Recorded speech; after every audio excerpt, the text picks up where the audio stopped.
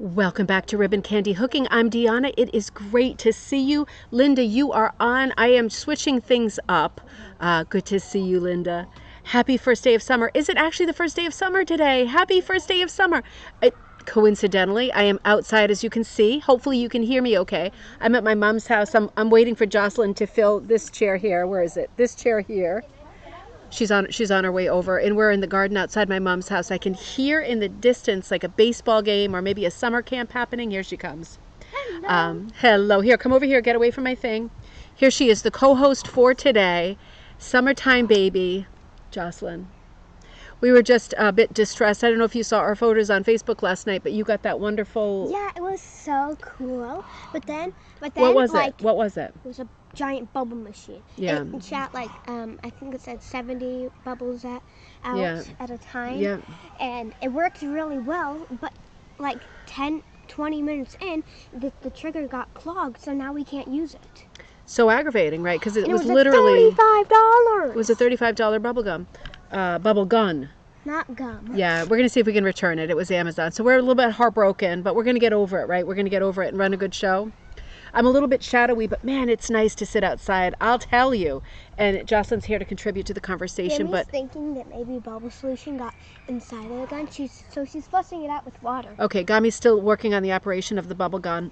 She's flushing it out with water just in case. That solves it, because what Jocelyn really wanted to do was dazzle you with an intro that involved her shooting off thousands of bubbles into the garden. Oh, here comes Gami with the bubble gun. Anything can happen now, right? She looks formidable. So today we are looking at our conclusion of this current issue of Rug Cooking Magazine, just so you know what's in it. And then we're going to move to this book, which is, it's not a new book. I think it's 2003. Let's see. It's one of the Judy Condon books. 2010. This volume, this is one of many volumes. This one is called The Comfort of Home. And I happened to find it at an antique store this weekend. And there's an article about Barbara and Wayne Carroll's home, which, as you can imagine, is filled with hooked rugs, because she's an iconic rug hooker. So we're going to look at that today too. Let me see who's here. Oh, it really is summer, isn't it? Happy first day of summer. Thank you for letting me know.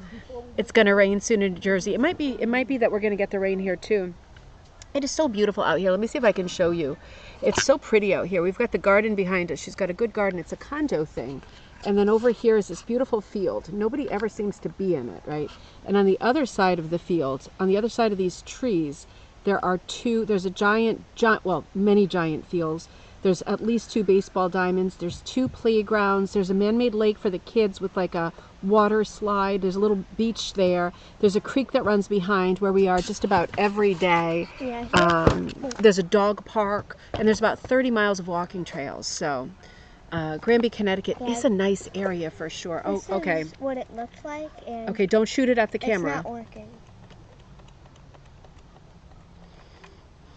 I don't know what to say to that I can say online. We're going to put it in the box and we're going to send it back to Amazon. And maybe they'll replace it for us. This is just the disappointing stuff, isn't it? You buy all this garbage and then it doesn't work. And it's super frustrating. That's the face of frustration right there, right? Yeah, well, we'll make it work. Happy Wednesday, everybody. Happy hump day. Let's see who's on, Joss. We'll make it work, honey, really. We'll figure it out. We'll have a good ending. Okay. Candace, morning in hot Texas. I bet it is roasting down there. Good to see you. Cat's Gallery, great to see you. Good morning, Joss and Deanna. Melissa, great to see you. Judy in Pennsylvania, good morning. Sharon, good morning. Cloudy, cool Vancouver. Debbie says, good morning in upstate New York. Ryan, you logged on in North Texas. Peace and love to you. Oh, so good to hear from you all. Let me just make sure my screen is okay. Yep, my screen is set up okay. I just got a good piece of news from my friend Rebecca, whose company is Storyteller Wool. Rebecca Martin. I know a lot of you know her and shop from her and study with her too. She's one of my best buddies. She got word that she should be doing something at Sauder next year too. So lots of to be continues with Sauder next year. I'm supposed to be teaching there and having a show there too with the design-like pieces. So hopefully it sounds like she's going to be in that in that whole show too.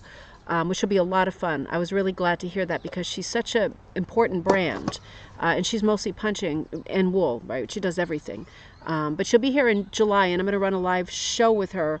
She's coming to, I think, finish her Pearl McGowan certification. So she'll be here then, and we'll definitely run a live show and talk to her about what her plans are in the near future. She'll be here during my book signing time, which came up in the last couple of days. Dana at Madison Wool in Madison, Connecticut, where I teach about once a month. She's having a book signing for me for this first book, I don't even know what it's called because I didn't name it. Easy Beautiful Handmade Rugs, I think. So I'll be there at Madison Wool on July 22nd. I posted it in the Facebook group. I think it's 4 to 6 p.m. Of course, we're in Connecticut, so we're Eastern Standard Time. We might do a short little video, but I'll certainly be doing someone's pacing around without the use of the bubble gun. It's very upsetting.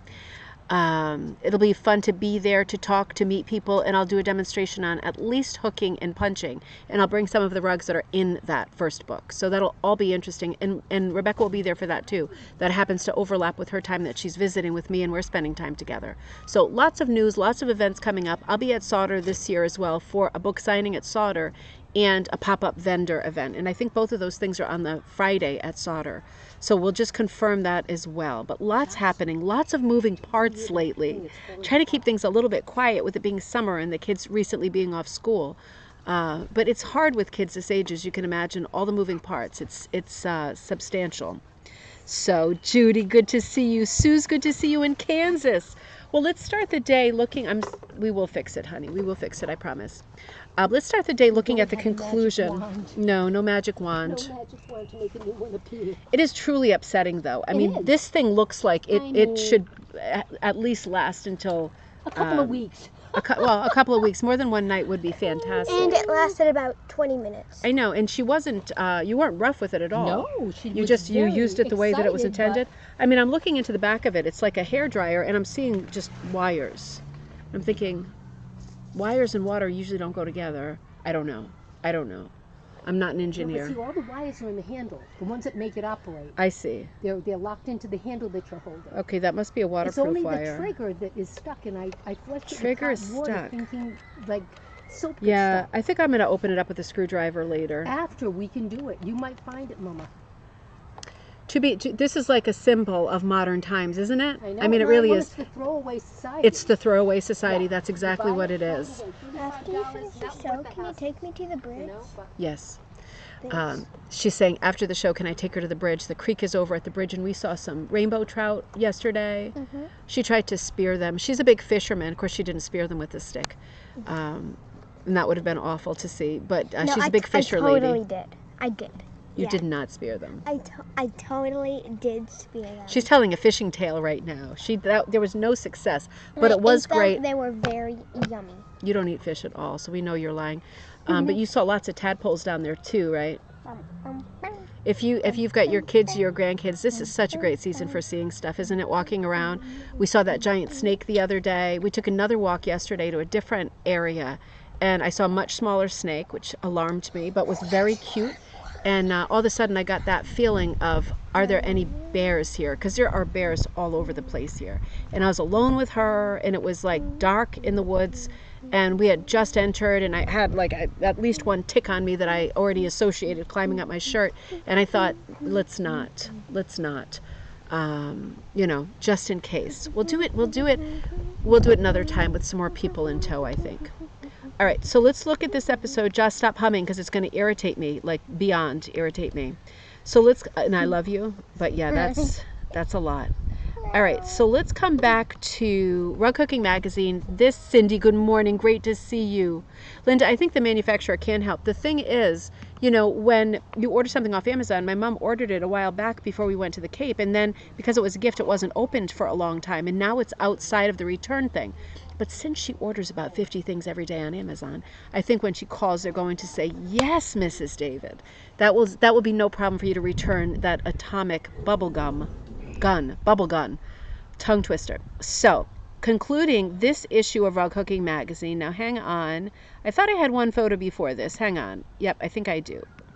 Yeah, this is the photo I want. So we were looking at Rug Cooking Magazine in the last episode on Monday, and this is the current summer issue.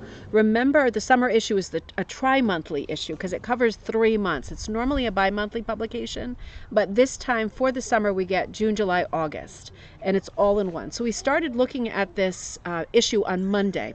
If you want to know what the main features are, right, the larger features, we covered that on Monday on our Monday episode. I just wanted to give you a little bit more of a clue in as to what other content is in this magazine in case you aren't subscribed yet. I know, Pam, you're subscribed, but your first issue hasn't come. I know some of you are kind of scrambling to get this particular issue. So I want to be sure that you know all the features in it. So we covered some of them on Monday. And right after the Jean Shepherd, right after the Jean Shepherd, we've got a couple of small how-to articles that are very sweet. And then we have the main event, Rug Cooking Week at Sauter Village.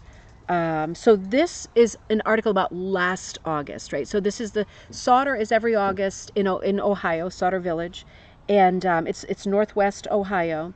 And this is what I was just talking about. I will be there this year for signing and for selling. Next year I'll be there for signing the second book, selling, teaching, and a display, which many of you will share with me because many of you did work for the Design Like book. That will be displayed. So this is a bit of a, for me, a bit of a dated article because I think most of us who are interested in Sauter Village and were interested in the event, if we weren't there, we've at this point seen lots of photos of it. But it's a beautiful article at 2, 4, 6, 8 pages. Now, one of the interesting things in this article, let me show you one more image and then I'm going to pull directly from it. Hang on. It's a huge event, Sharon. It really is. It's like the World's Fair for rug hookers. So I'm not going to go into detail because we covered this really thoroughly last August. And I don't want to cover the same content again. It is exciting. It will be fun. Let's hold on that. The part of this article that really, for me, is the most interesting is plans for August 2023. So that's this coming August. Like, I feel like what we really want to know is what's happening at Sauter this year, because last year was a long time ago. So plans for August 2023. If you missed all the fun, creativity, and excitement of Rug Cooking Week 2022, don't worry. We have another amazing week planned for 2023. There are a few highlights. This year's feature exhibit will present the extensive and magical golden age of illustrated fairy tales, hooked by artists from around the globe, as seen in the rug cooking book, Hooking Fairy Tales, and the article Hooked on Fairy Tales. So again, we've covered this, but we will look at it again when we get to Sauter. And I'm really hoping, I'm very friendly with Kathy Wright, right? So she's like is in charge of the entire Sauter event. So I've talked to her a couple times about being able to sneak in there a little bit early before the doors open so that we can just quickly walk through and cover some of the things that are happening at Sauter on this show before it gets really bustling, right? There are 4 2023 special events. The history of Amish rug hooking. Now that sounds fabulous. A unique collection representing the Lancaster, Pennsylvania Amish and Mennonite communities and their region, their influences in their everyday life. Another exhibit is the Lift Every Voice exhibit, and that is by Elizabeth Catlett, C-A-T-L-E-T-T. Special exhibit is by U.S. and Canadian artists who hooked a series of block prints created by African-American artist Elizabeth Catlett. Now you remember this because this was featured, I think, 2 issues ago in Rug Cooking Magazine. The third special exhibit features the work of Yale University artist and art historian who created 130 imaginative, energetic, and personalized hooked rugs, Theodore Sizer, Design and Symbolism. I didn't even read that yet, but that's interesting because I had been corresponding. I'm right outside Yale, and we have 2 family members working at Yale. Their dad is one of them. My sister is the other one. But yeah, I have been in touch with somebody there about going to look at those in person and some other hooked rugs they have at Yale that are not Theodore Sizer rugs, but that are in the collection, but not on exhibit. So yeah, maybe we'll get to see a sneak preview of that or see some of the other rugs in the collection soon. I just have to make an appointment to go over there, I guess. Rug Cooking Week at Sauter Village, August 14 to 19 this year. exhibit and vendors are open to the public Wednesday through Saturday. Again, my plan is to be there on Friday for both the signing and the vendor event. I'm waiting for Kathy to confirm that they're both on the same day, which is what I'm hoping for, because I'm traveling with Linda Ann and one of our buddies in our group here. And, bug alert. That's the nature of sitting in the garden, isn't it? That scared me. I won't brush it away next time. I'll wait and see who it is first. But yeah, so we'll see, because I want to do a lot of things out there. If you have suggestions of fun things to do, I have not been out there before, not even in the tour guide days. So I would love to know, like, what historic houses are there. Lisa, I want to come and stop and see you in the Magdalenas coming through Pennsylvania. But I want to look at old houses, fibery things, besides doing Sauter Village, of course. That is like the main event. But I'm so interested in some other things that are out that way, because I don't know that area at all. And I'm hoping that many of you will be there and that we can get together in person, right? So, all right. So this article is super fun. And again, it covers a lot of what we've already covered. And then we seem to be seeing, I don't know if it's every episode, every issue, or every XM. Oh, Jody, good to see you. Jody, I owe you a fiber tape thing of the barn dance, because you got the barn dance or one of the swatch. You got one of the swatch sets. I can't remember which it was, and I needed to send you a fiber tape, so I owe you a fiber tape. So I'll send you a few fiber tapes. Sorry about that. That was right before Cape Cod. In almost every issue, it might be every issue, there is a feature by Wanda Care. And this one is called Artful Color. That's the category. It says Searching for Color Understanding. Questions and answers about a tricky subject. I love the way that she works. I love the way that she writes. Excuse me. She's very informal and friendly. I love that voice.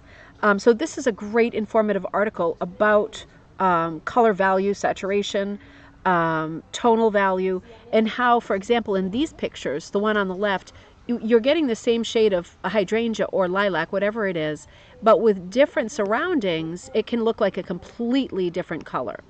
So, yeah, let me see. Hold on. I'm just going to see. I think I put two of hers. Whoa. Okay, that's the dog.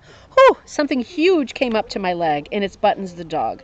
I am glad, because if that was a spider, that would have been a tarantula.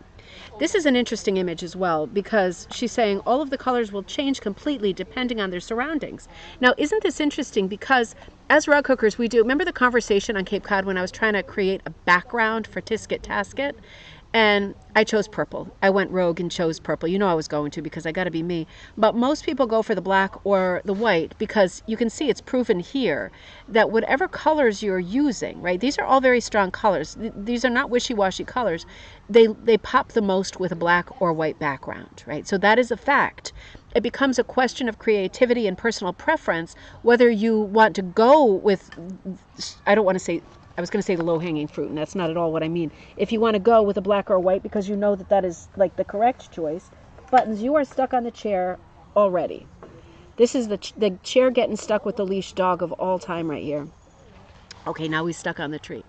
You can see the middle value, the kind of heathery gray. None of them are popping well in there, right? So you can see why, number one, a patterned material like this particular gray, it's not a solid dove gray or silver gray. It's not that. A heathery gray or any kind of mixed woven, printed woven or multi is going to read with more difficulty than your solid black or white, or any solid, I think, for that matter. It gets lost, but it gets a little lost, right? The middle values get a little lost, but it always depends on, is that what you want to do? If you're doing a hit or miss background, anything like that, and you don't want colors to be popping, you want them to kind of fall into a shape of their own as the supporting cast and not the main motif, then using a color like the middle gray is a great idea, because they are not going to pop. If you want them to pop, it's not a great idea, but great article.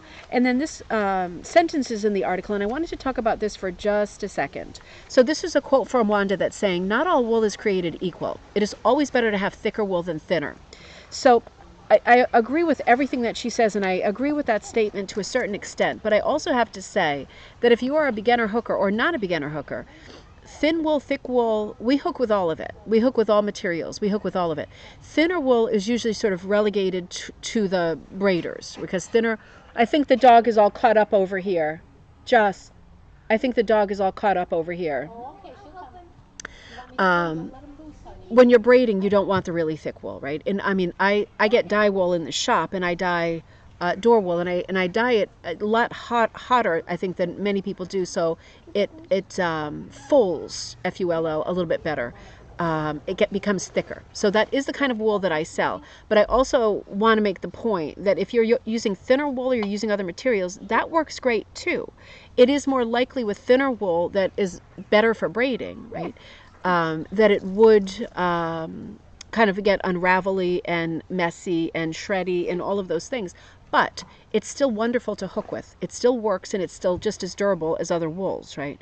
So, yeah, that sentence kind of caught me because I thought, I don't know about that, because that's kind of leading everybody into buying expensive milled wool, and really that isn't, for me, the spirit of the craft. I think anything that you're using, if it's working, is great. If you wear it out because it's down on the floor, then you want to replace it at some point in the future, but it won't be tomorrow. No matter what you use, it won't be tomorrow. It really depends on preference. Just like your hook, just like your cutter, it does depend on your preference.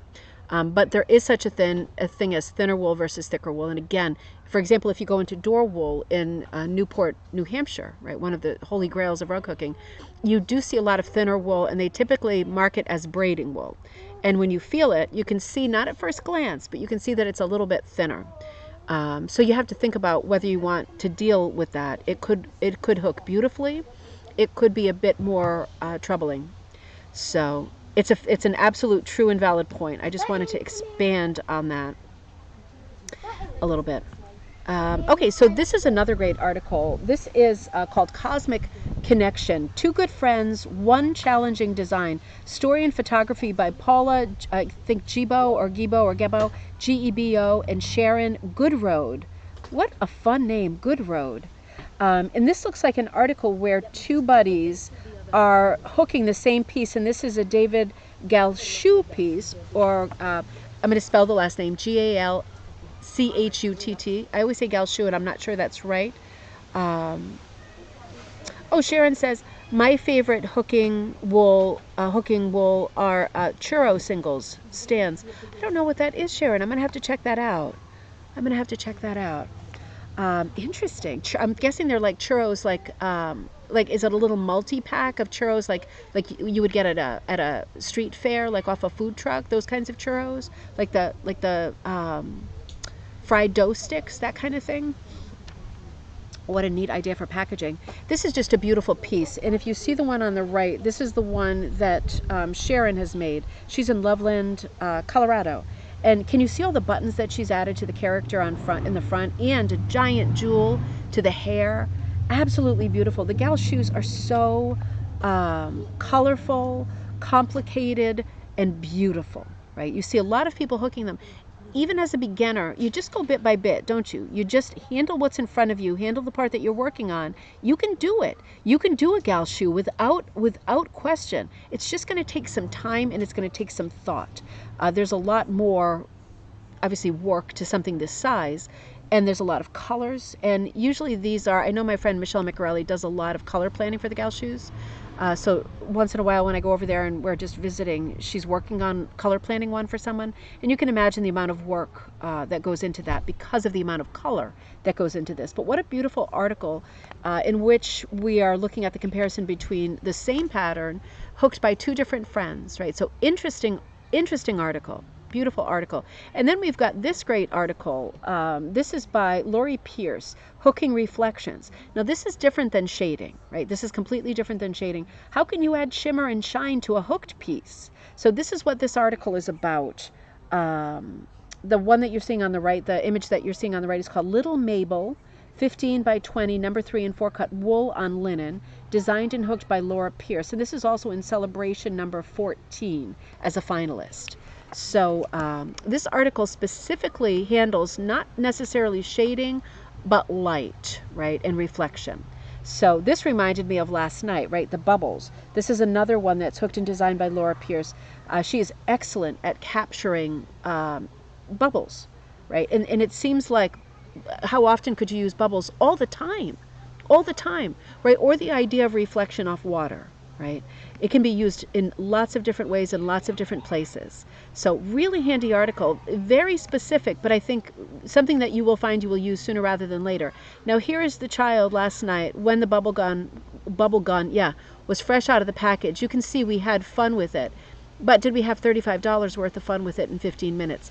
I'm not sure. Good morning, Anita. Great to see you. Chura Sheep Yarn. Okay, that's a brand. Gotcha. Now it makes sense. Tiara wools. Sharon, I'm sure I love them too, but I have to promote mine at Ribbon Candy Hooking because I only use Briggs & Little, 100% wool, 2-ply and 3-ply, and we'll be introducing a lighter ply for those of you that are getting involved with mini punching.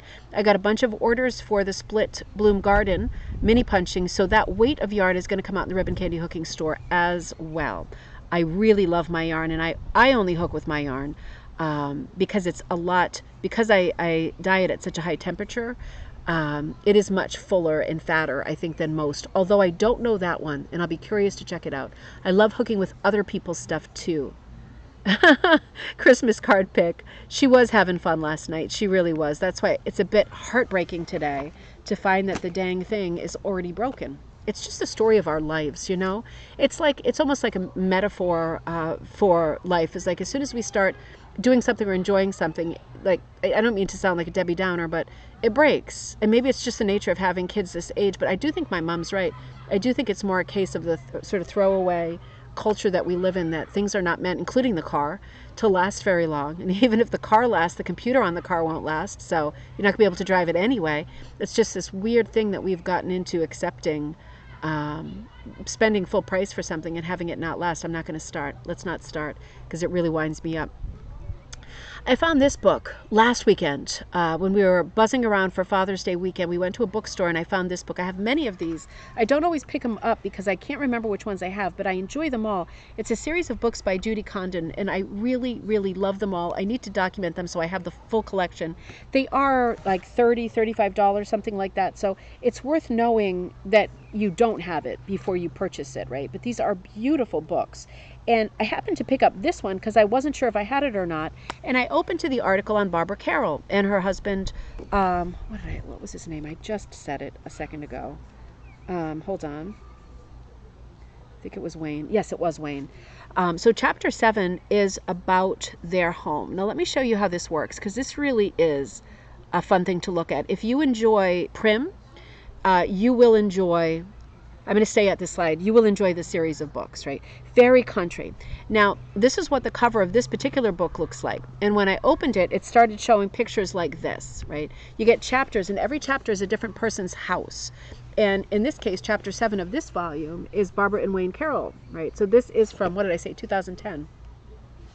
It's like a sneaky peeky into someone's house, right? That you know is going to be decorated in a way that you're going to be really interested if you like country and primitive stuff, which I think many of us do like. So the articles look like this, and they are quite long articles. So you get to see, you get a sneaky of the house. In this case, this is a side view of their house. Beautiful brick house, right? Beautiful. Don't you love brick and stone houses? Oh, God, they are my absolute favorite. Good morning, Kathy. Great to see you. Good morning. Now, you get pictures like this right out of the gate. I think this one might be a little out of focus. Some of them are more or less out of focus in the book as well. Mostly really crisp. Beautiful pictures, painted wicker. You get to have kind of a bird's eye into other people's lives, other people's stories, other people's collections, and get to see some of the knickknacks on the shelves of Barbara and Wayne Carroll's home, right? Again, this was 2010. So this is a great series of books for looking at collections. So here we've got like a little sheep. What is that? Like a mold? That looks like a little metal mold or something. Maybe it looks like wood, not metal. I figured it was an ice cream mold or something, but maybe not. Little hooked rug under it, right? That looks like an older little hooked rug. Not really dollhouse size, but just small, little table size. And you tend to look around these pictures and think, oh gosh, I could use some painted wicker or rattan in my life. Hang on, I flipped this one upside down. I knew there was one in the show that I accidentally flipped. This is another corner. All of these, until I tell you otherwise, all of these are from their house, right? The pictures that were taken for this 2010 edition. And just looking at some of their treasures, their stoneware jugs, that pretty rocking horse in front of the mantle. It's 20. Sharon says, it's funny, 20 years ago, I would have turned my nose up at that decor. Now I love it.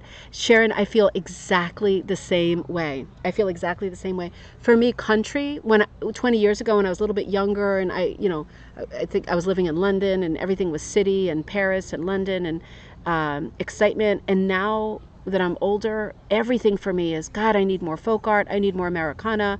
I need to leave the house less. I need my house to look like it was decorated last in 1983. That's really what I need. But it's funny. It's funny. Everything comes in cycles, doesn't it? Do you see there's a little penny rug in this shot? On the bottom, you can see it. It's draped over the edge with a little miniature dollhouse or maybe salesman size hutch with the little woolly sheep in front of it. There's a little penny rug under there. And I'm taking these photos directly from Judy Condon's book. So the way that they're cropped, that's in the book. I'm not cropping out rugs because I know that's what we want to feast upon the most.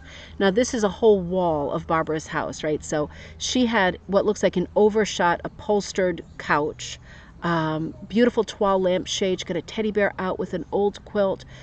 And I'm going to add Sharon. I'm going to add everybody. Maybe this is going too far, but I am such a sucker for stenciled walls and floors. Like, I am all about stenciling. And again, 20 years ago, I would be painting over that, with a paint roller. And now it's like, I need more stenciling in my life. Everywhere I need stenciling. And back in the day, and I know you know this, it was very common, like early America, to be stenciling the whole wall, right? So you would stencil, like you would create your own stencil out of paper, newspaper, tin, whatever you had, and stencil the whole wall. Sometimes this one was a border in Barbara's house, but sometimes vertical in between beams, or all over patterns, like a wood block kind of a thing. Really, really gorgeous.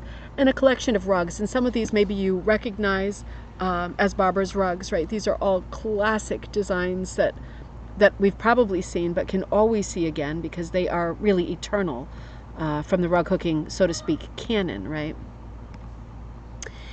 These as well, right? The horse on the left. Let me look at the article as we go and let me see what the text says. Oh, you know what? No, wait a minute. Let me come back here. We can do better. So this says a chalky white horse. Can that be a horse? A chalky white horse marionette. Okay, that's a marionette. Dates to the late 19th century.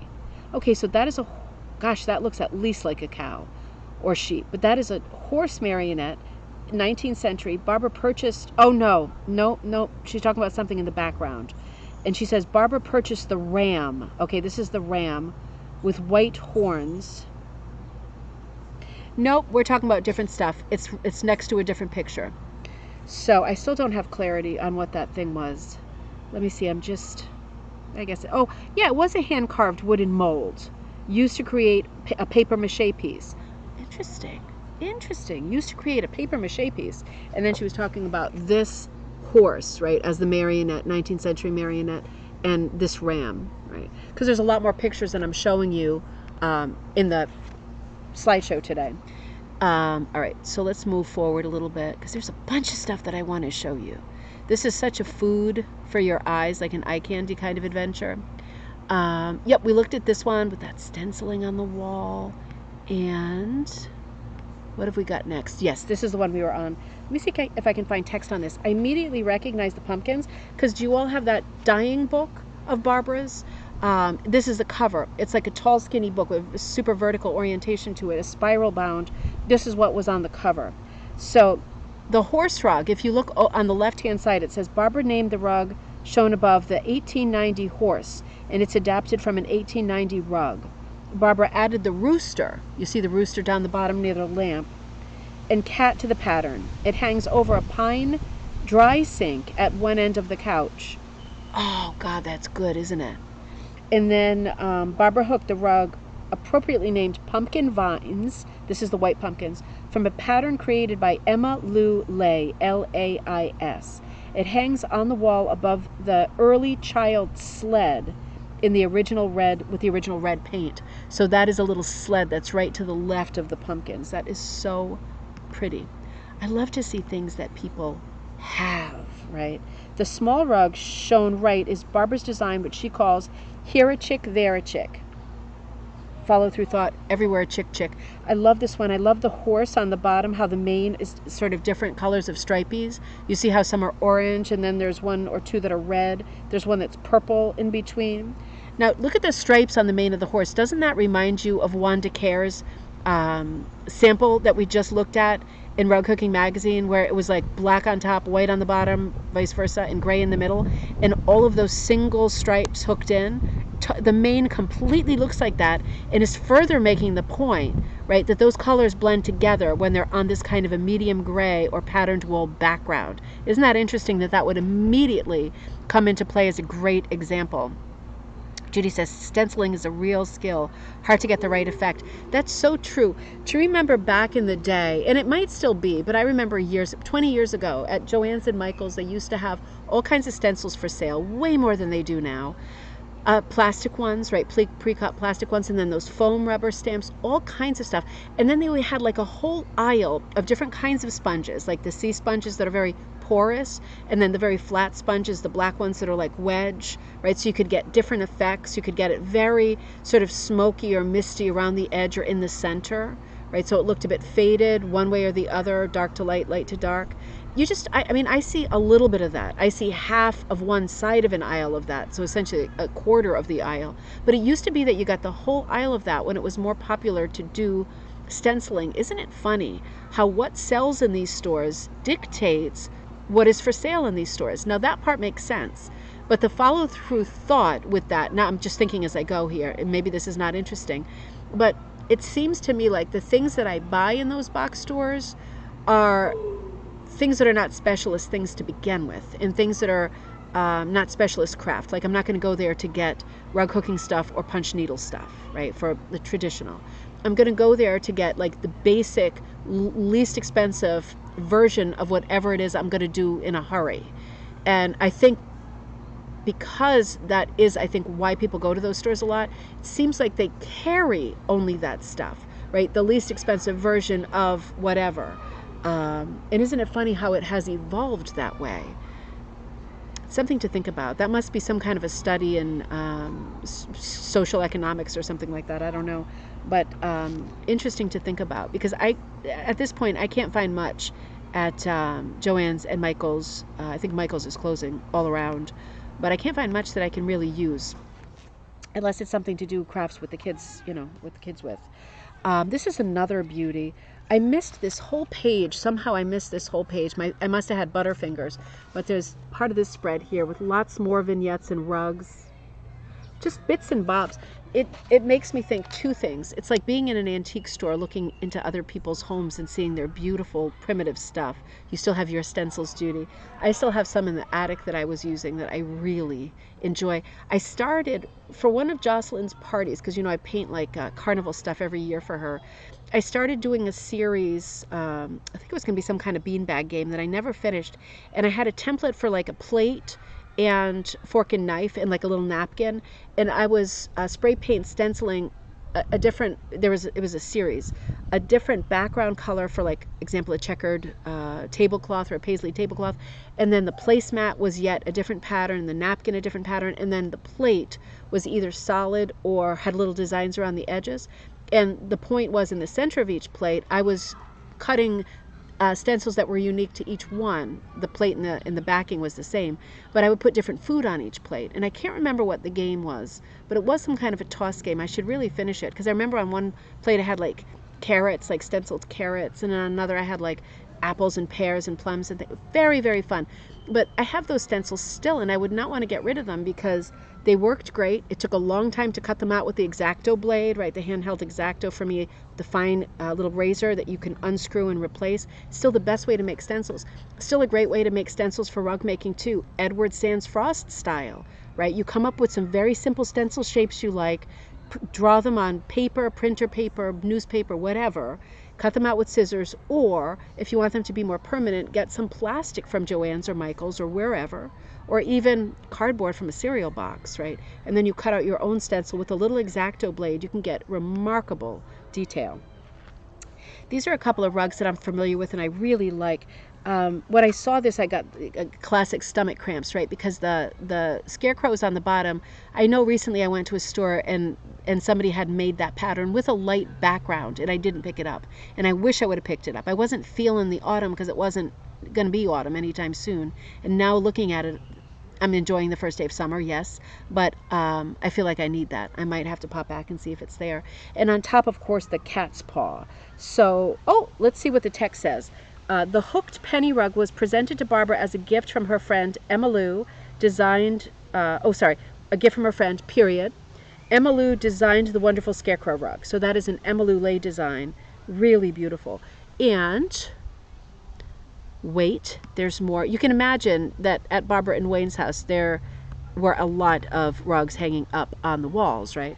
In the guest bedroom. Oh no, the rug with 2 turkeys was designed by Renee Nanaman and is featured in one of her books. Interesting. The moose hooked rug, do you see the one underneath where on the left-hand side is a moose? The moose hooked rug was designed also by Emma Lou. And in the guest bedroom, over on the right, in the guest bedroom, the pig pulling a cart filled with Boston beans is old. Okay, so let's look at that for a second. I'm going to stretch that one out in a minute. I think I have a close-up of that anyway. A red rooster called Hannah's Hen. Okay, that's the one to the left, on the bottom left. Was hooked by the grandmother of Barbara's friend, Bobby True. And the fox rug, that's on the top left with the hit or miss fill, is one Barbara calls hit or miss because she pulled her strips blindfolded from a basket, oh how fun, and hooked with whatever wool strip she happened to choose. So let's look, let me pull this open just in case I don't have further slides. Let's at least look at the fox in the middle, right? And this is a photo of a book. So you can see it's cut off, but that is a fox in silhouette. And this is, we try to talk about all the time, great uses for hit or miss. And Barbara actually blindfolded herself. I swoon over these rugs too, Judy. They're so fun. Magby, great to see you. Hello in Lancaster, Pennsylvania. These are 2 great examples of hit or miss, because one of them, the fox, is filled on the inside with hit or miss, and with the red rooster, it's the border, the 2 edge borders that are hit or miss. But so many ways that you can do hit or miss, use hit or miss, right? And let me see if I have a closer one. No, I don't. So let me come back over here. Hang on. And I know we've seen this one before on Coffee Time. It's not a great, you know what? I think I'm just going to show you straight from the book. That might work better. It's cut off in the book. Right? It's a little bit cut off, but you recognize this one from past Coffee Times, the pig with the baked beans. I remember us saying, I don't know if that helps at all. I remember us saying, whose design is that? With the pig, he's in front of a store that says Boston baked beans, and he's pulling a cart with a bunch of burlap bags in it. I think it's bags of beans, right? Because you remember that tradition in Boston anyway, that if you left your bean pot out at night, because it's Bean Town, isn't it? If you left your bean pot out on your doorstep at night, this is crazy, but it's absolutely true. The bean man would come. I guess this is maybe the bean man, and he would overnight. This would be on a Saturday night. Fill your bean pot with beans, and the idea was that you had to go to church on Sunday. It was not an option. They were not asking. They were not requesting the pleasure of your company. You absolutely had to go and get into your box pew, and you would typically have one of those foot warmer things for your feet because you'd be there all day. It's not a 2-hour job. It's like an all-day job, and you would often break for lunch. So if you had your beans there already and they were on that kind of heating foot thing, then they'd still be warm when it was time to eat them for break, and then you go back to church for the second half of the day on Sunday.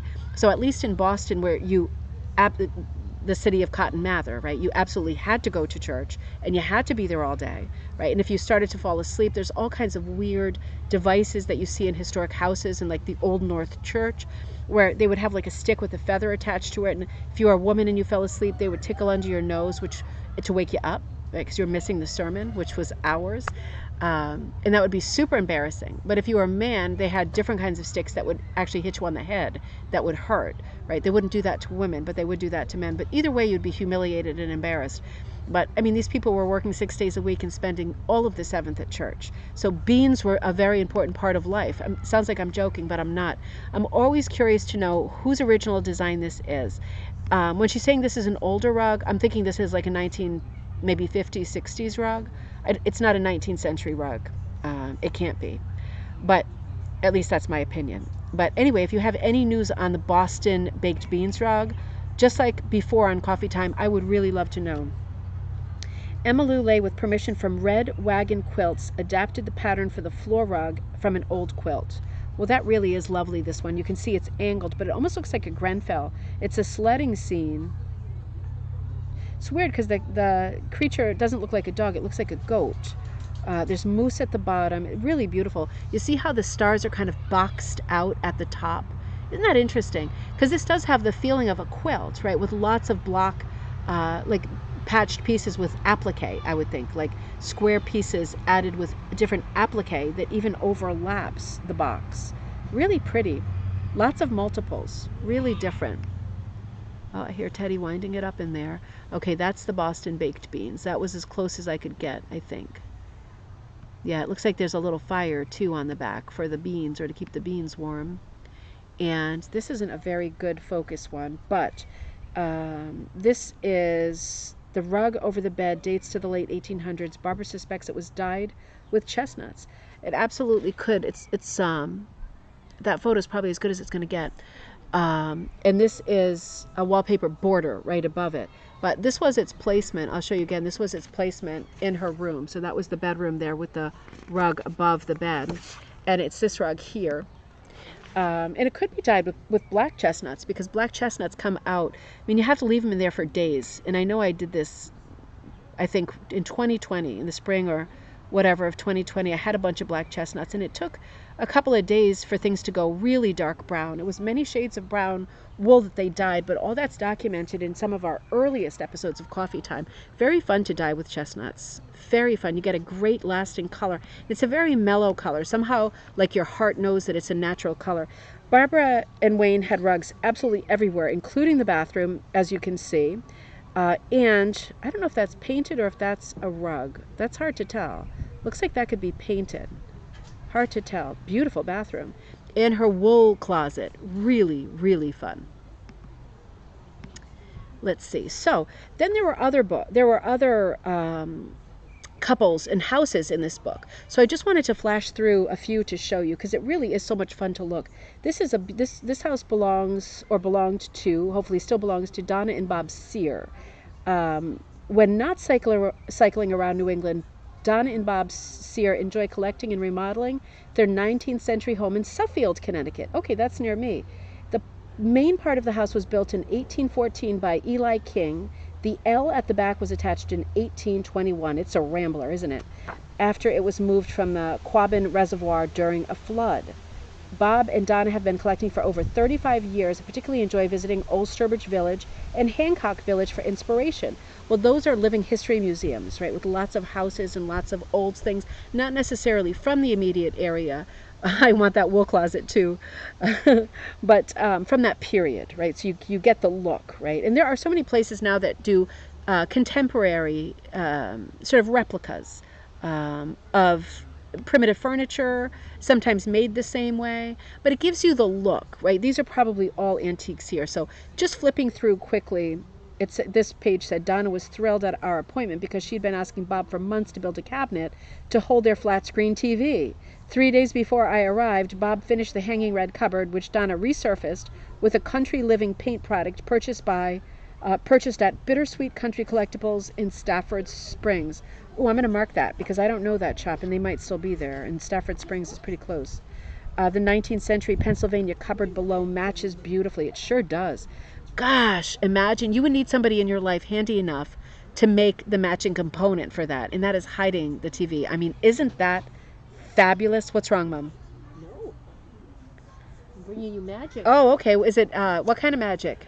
No booze. No booze. Okay. The fake martini. The fake martini. What's in it? Tell us. Well, it's just water, cucumbers, and Morocco, what do they call it? The Oriental vinegar? Mm. Yeah, it's the sweet and sour version of that. This is the best thing in the world. I know. This is her recipe. I know. It's water, the Morocco vinegar. Marauaku, Chinese vinegar, Oriental vinegar it's for very cooking. sharp. It's very sharp. I bet it's great for you too, because you know how vinegar, everyone's saying to drink vinegar lately? Yeah, it's great. That's the sweet and tangy vinegar. Sweet and I know tangy. it. You could I figured you'd probably be dry. I could drink a bucket of it. Yeah. I could drink a bucket of it. It's tons of chopped up. Drunk. That's the best part. That is the best part. Because as much as I do... Sorry. As As much as I do enjoy having a good drink. This is maybe a little too early in the morning. It's not noon yet. Oh, that's good though. That'll give Mm. you more energy. That is crazy how good that is. You have to try that. Really, it is like the best thing in the world. She makes that a lot. It's good if you have one drink in the evening and then you switch to something like that, because it's got so much flavor. You feel like you've really got something that's a treat, but yet you're not going off your rocker. Melissa says, in process of building a mini saltbox cottage style house. Are you in the process of in Sackville, New Brunswick? Love this era. Me too. Oh my God, me too. I can't get enough. And sometimes I see these houses from the street and I think, what does it look like inside? Well, this series of books really brings you inside. I mean, look at this. Sniffing around. Now, maybe the husband Bob has built some of this stuff, but for me, who cares? It's like such great stuff. The wreath, you see the pumpkin character and the snowman character on little candy dishes. Right? It's just look at the sconce with the candles, right, from the ceiling. All kinds of things that your eye can catch. It's like looking into a museum. Looks like an old-fashioned game board, but maybe that's a textile. It looks like parcheesi or Chinese checkers or something. Big trough on the center table. I also swoon, as Judy does, for this kind of world and life. Because it's so old-fashioned, it's so magical, it's so seasonal, right? It's the first day of summer today in real life right now, and it's like you can see having all these pretty summery touches and dried flowers and herbs around, and then you can easily see going into fall, and you can easily see going into winter, and then hitting spring again, and how you could decorate a house of this style with all of the different seasons, with all of your treasures and collections. Look at this hooked rug. She's got a bit of a Halloween cat on the bottom on the left, right? And then on top, the pretty crow. The thing is, hooked rugs go so well with this kind of decor. I mean, it's like a natural. Oops, I knew I pulled some of these. Hang on, let me turn this one for you. Transform. Let's transform this way, and that should do it. Oh, I see a penny rug on the bottom there. Oh God, it's such inspiration, isn't it? So this is two different views. Yeah, that stuff. That's like a penny rug with some wool applique. Oh, look at the fireplace. Looks like it has a little miniature bed in there with some hat boxes, some wood or some cheese boxes. Maybe they're wooden. Gosh, that's pretty, isn't it? What a great idea, having a little vignette like that in the hearth. Particularly, obviously, in the summer when you're not using it. You would not want to light a fire under that little beauty. And then this house was a great inspiration to me. This is also in the book. Let me find this. Hang on. So this is the house of Jody and J.J. Coffin. And the thing about, I want to read you a little bit about this. The thing about this house that really inspired me is I always have in my head, right, for future houses and future decorating and future nesting, I always think that to have like this great primitive kind of country look, you've got to live in the middle of nowhere. And it has to be this big rambling house like the first two houses we saw. But this is a house that is on a street with other houses pretty close to it. And look, is it going to work? Well, you know it's going to work because it's in this book. So it says, Jody and JJ have been married 18 years and are both natives of Illinois. Having grown up not far from where they live in East Central Illinois, Jody purchased this 1900 house in 1975 and has done huge renovation projects to it. Jody's gardens are spectacular and will be featured in another edition of this series, right? Simply Country Gardens. I'm looking to see if it tells us what town it is. I don't know Illinois at all, so it won't help. But this is not a super rural or pastoral kind of setting, right? This is like a village with, you can see there's a house on the other side and there's one behind, and nonetheless you go inside and it really looks like a really, really old house. Of course, since 1975 they have been doing lots of renovation and changes, but the way that the decor that they've ended on, right, is very prim. It's very early American. I love it looks like a spinning wheel thing or a Swift, but it's not. It's a candle holder.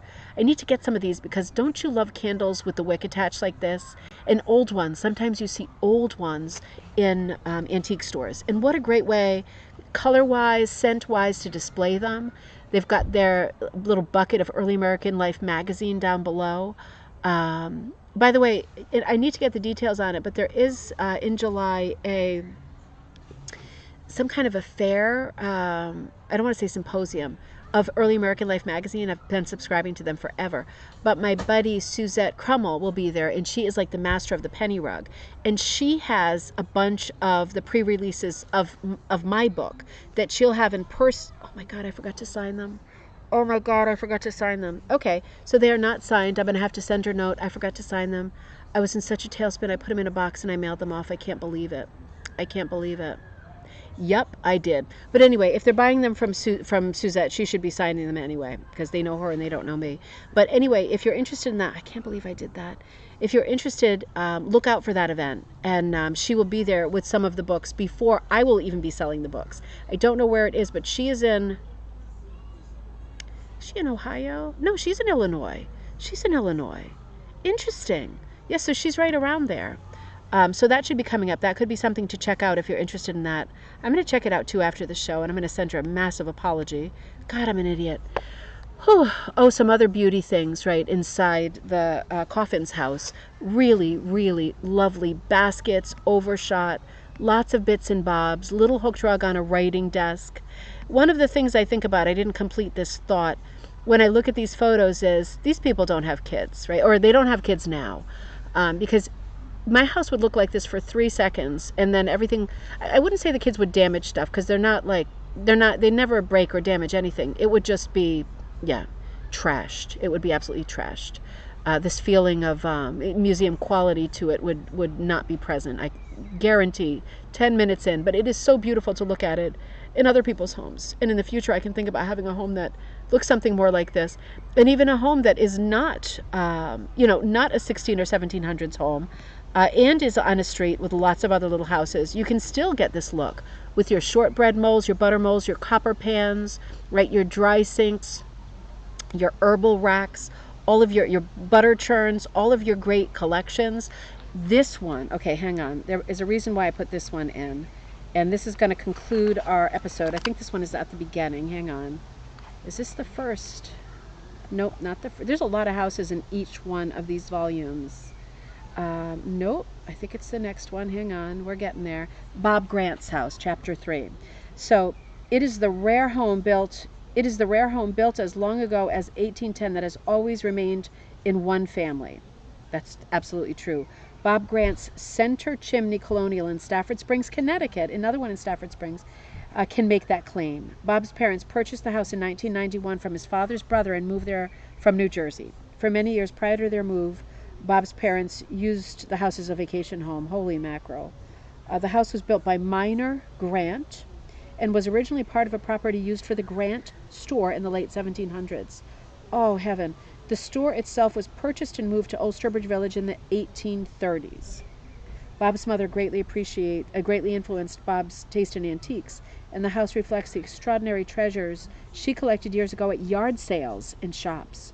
Bob, a florist by trade, inherited his mother's collection and has continued to add to it.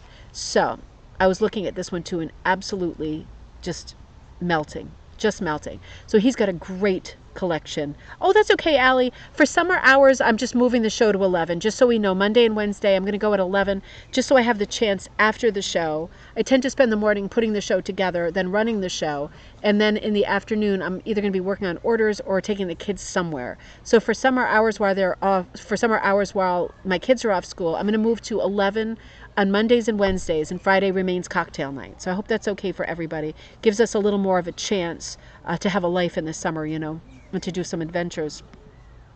So I absolutely was loving Bob's house and his mother's collection of pretty much everything. Lots of willow, lots of stoneware. Dried flowers play lots of brass candlesticks. Do you see this? I mean, seriously, I see brass candlesticks all the time, and I don't even think about, I have glass candlesticks myself, because I have that whole glass thing with the Sandwich Glass Company and everything. But when I see this many brass candlesticks, I think, whoa. In the winter, at a party, can you imagine lighting these and having them all together or around the house? How much fun that would be. Insanely fun. Hold on, let me see. I think I have a couple more, and then we're going to end. Wait a minute. My cursor's playing up a little bit. There we go. Hang on. There we go, you stinker. Oh, I can't believe I forgot to sign those books. Yes, I can.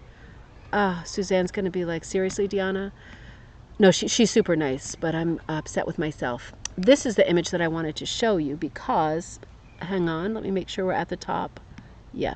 I'm loving this image. I love the empty mantle. I have a few empty mantles that I buy off Facebook Marketplace. And in some cases, if they're deep enough, I've put shelves into them so I can use the empty mantle. It doesn't have to go in front of an opening. It can just go on the wall like this. You can use it as a bookshelf, right, which is really fun.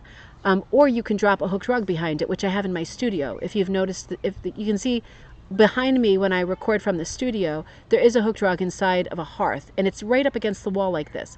What I really wanted to show you was, do you see the image above the mantle, the red dress, right? Because the image is cut off in the picture. And this is the famous girl in the red dress. This is like the iconic picture that we associate with the American Folk Art Museum in New York by Ami Phillips, or his name was pronounced Ami. Old biblical name, and we don't really have that name anymore, early American name, Ami Phillips, but he was a famous itinerant portrait painter, and a chapter of the Design Like book I'm working on is based on his work. So it was just funny that, oh wait a minute, let's hold on that. It was funny to see that because I'm not really working on projects right now because I'm working on the book, but I did start punching this. And it is, right, you recognize this image. When I saw the bottom of it, I could still recognize it. I'm just about to fill in the dress, and I just did one stripey up. But it's the girl, right, with the cat. So if you are one of my Patreon subscribers and supporters, huge thank you as always. Could really use the support for the channel, for the shows, for all the time it takes to put content together. I don't keep stuff behind paywalls, right, except for classes. All the content is out there. We're heading toward, we've got over 600 videos now, so I really appreciate your support. If you are a Patreon member, you got this pattern already as an extra pattern to say, do you feel like doing this? Because I could really use some images by Ami Phillips for the chapter of the book that I'm working on. So anyway, I just thought that was a funny coincidence because you probably recognize that image. The reason I chose Ami instead of some of the other portrait painters of that period was because he used animals so much, and not everybody did, because you can imagine itinerant portrait painters at that time, and we're talking about the late 1700s, early 1800s. Ami was more like his sort of hot peak was like 1810s, 1820s. But everybody was good at different things, and some painters were good at hands and faces, and some were good at clothing and backdrops and jewelry. Some were good at animals, and sometimes they were not good at animals. And you get animals like the cat looks like a, I don't know, mermaid, and a dog looks like a seal or something, and really bad, but folky. But with Ami, all of his stuff really looks like the animal has so much character, and I thought he was not only good at painting animals, he must have been an animal lover himself, just because of the way that he handles the animals in these portraits. It's really interesting and unique. So that's why I'm using him for one of the chapters of the book, and that has gone out to Patreon members. I'm going to end on this slide. My mom's over on the porch reading, but when she sees this later, she's going to love it. The image isn't it funny how different things strike you? And I know we all have this. And I'd love to hear about yours. I really would love to hear about yours.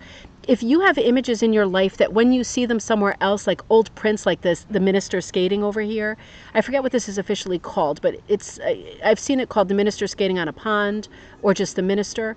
This one has such sort of long resonating history for me because this has always been up in a hotel room. Hey, Dave! A hotel room. Dave, I moved to 11, just so you know, for the summer hours, like Mondays and Wednesdays. I'm not saying, oh no, you're late, because I love seeing you always, and I'll see you in person in October, I hope. But yeah, just so I have a part of the day left that I can do some stuff with the kids and leave. But the minister for me has always been hanging in a hotel room at the Colonial Inn, that we've had this particular room so many times. And when I see this image, because it's such a famous image, and it's always going to be a print, isn't it? I don't have the original, sadly. I love seeing it because it reminds me of checking into the hotel and seeing this image on the wall. If you have images like this in your life, right, that you're like, God, every time I see this painting, it reminds me of my aunt's house or my grandmother's house. I thought that was a water bird. Yeah, it looks like a water bird. I can make them larger. No problem, Dave. I literally just decided. Just because when I start at 12 and I end at 1, if we're trying to go to the beach or something, by the time we get there, it's 3, you know. I could use the extra hour. But anyway, I love this image. And there is like a piece of flow blue right under it, like that little, some kind of pot. Doesn't look like a chamber pot. Looks like some kind of a serving pot. And more brass candlesticks. So just so much fun. You know, I really love finding these books around. And Judy Condon sells them on her website as well. But they really are fun. I think they're $30-$35 each. But it's a nice thick book of about 144 pages. And you do get, there are like kind of annuals, kind of, not really because it's not mixed content. It's just different people's houses in different places who decorate in that sort of primitive country folk art style. And, you know, almost every book, every volume, because there are X amount of houses in each one, you're almost always going to get quite a few hooked rugs. I don't think you're going to never get a hooked rug because people do decorate with them if you like this style, right? So interesting and fun to find. And it was just fun to find Barbara Carroll's house featured in this 2010 The Comfort of Home. So this one more than any others has the most hooked rugs that I've seen in it. So I really enjoyed finding this. I was really excited to find this, and makes me want to go and look at my other ones when I have some time and see what hooked rugs are in those. But it won't be Barbara Carroll's house, that's for sure. I think that is like the one really rug hooking strong addition for this moment. So I'm going to hit it. I'm going to figure out what the kids want to do. I'm going to get going. I did a chapter of the Design Like book yesterday. Finished that off. I'm halfway through 2 other chapters, so I'm going to try to finish those 2 chapters today. I have a bunch of orders, so I'm going to work on those. I'm probably going to do all orders tomorrow and for the next week. Friday is a to be continued because I am going to run a weekend episode. Just watch this space to see if it's going to be this Friday night. I'm waiting to hear from my friends from St. Luke's, where I went to kindergarten to 8th grade. Have not seen them since we graduated 8th grade. We're friends on Facebook, and they're only in Rhode Island. But I was abroad for so long, right? I've only seen some people here and there. But we are doing like an informal reunion, and the placeholder for the date is Friday. So if it is Friday, I definitely would like to go to that because I literally have not seen them for like almost 40 years. But if it changes, I will let you know. And if it is Friday, then I'll be running a show on either Saturday or Sunday. So please be watching in our Facebook group, which is Rug Hooking and Punch Needle Club. If you are subscribed to the channel, the Ribbon Candy Hooking channel on YouTube, you will get a post that says, this is the weekend show date. This is the date and time for the weekend show. We are certainly having a weekend show this weekend. It's just a question of, will our cocktail night be on Friday, Saturday, Sunday? It's kind of up in the air for me. So as soon as I know, you will also know. And I will look forward to you being there with me when we run our weekend show. Deborah, happy summer morning. Great to see you. And Kirsten, great to see you. Get going on your projects. If you need me, I'm at ribboncandyhooking@gmail.com. Again, thank you, Patreon supporters. You will be getting another pattern in the very near future. I'm going to pop a whole bunch of patterns out to you in the near future to thank you for your support and also see if anything sticks, right? If I throw enough images at you, because I still need more images for, not main chapter images, but I need more supporting images for the chapters in the Design Like book. So throwing a lot of stuff at you in the near future. I will see you this weekend, and to be continued as to whether it is Friday, Saturday, or Sunday. It'll likely be Friday or Sunday because those are the dates that we're used to having. Let's eliminate Saturday, right? Because everybody's out and about. It'll either be Friday night or Sunday night. But be looking for the to be continued on that. And in the meantime, have a great day today and tomorrow. I will